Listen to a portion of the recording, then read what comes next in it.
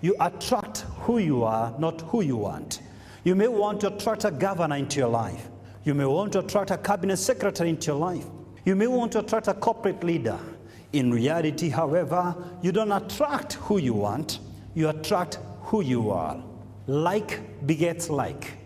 Just like a young tree, the gardener shapes it, and it takes all the shapes that the gardener so desires. So must you reproduce yourself in the life of your child. Kids are like tape recorders, watching your every move, listening to your every speech, and eventually you duplicate yourself into their lives. You see what I do in my house every evening? I go and kneel by the bedside of my 2 children. I bless them every day. I pray for them every day. If I make a mistake of not doing that, they will demand it, because it was installed before they learned how to speak. It's a culture that I cultivated. Number 4, connect with your child.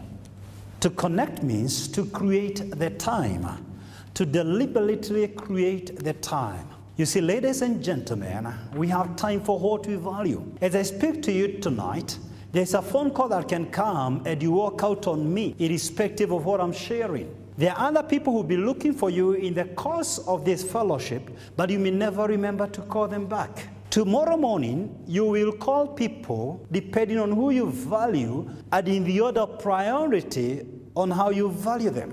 Put it otherwise, we have time for what we value.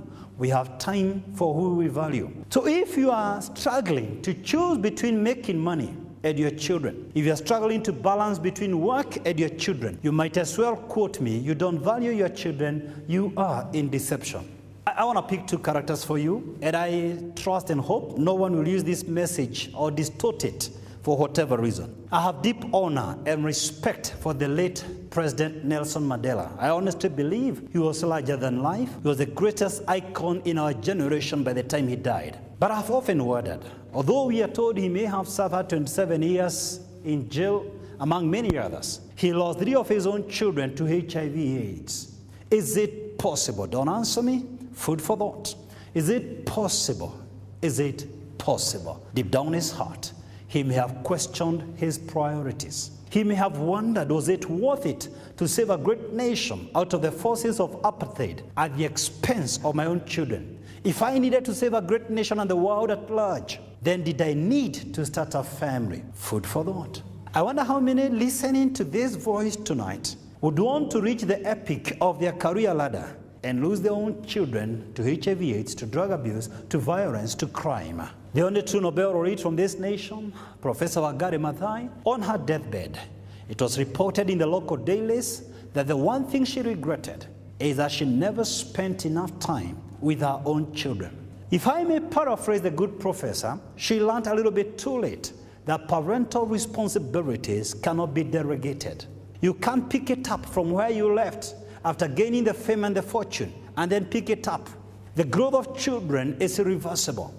It won't wait for you to put up apartments and buy land and shares and stocks, and then pick it up from your busy schedules from where you left. Once you lose every stage, the change is irreversible. A friend of mine one time told me something very interesting. He was carjacked, taken to Gong Hills, and the crooks were so convinced that he was refusing to part with money. But they were so gracious to give him some 5 minutes to make a last call. And they told him, look, we're going to give you a phone because we're going to kill you in just a moment. Make a phone call to whoever you may want. Please talk to me, talk to me. Talk to me if you can. Who do you think he called? His wife. Oh, what do you think he said? What do you think he said? Talk to me, talk to me. What do you think he said? Kuna mawe nilikuwa nimeacha hapo ya kujenga sio kimao. Do you think that's what he said? Did he call his boss? Obviously he's still alive. That's why he gave me the story, so don't be sad. They released him. But if you really want to know the most critical relationships and the priorities in your life, just imagine or pretend you're in such a situation and you'll get your house in order.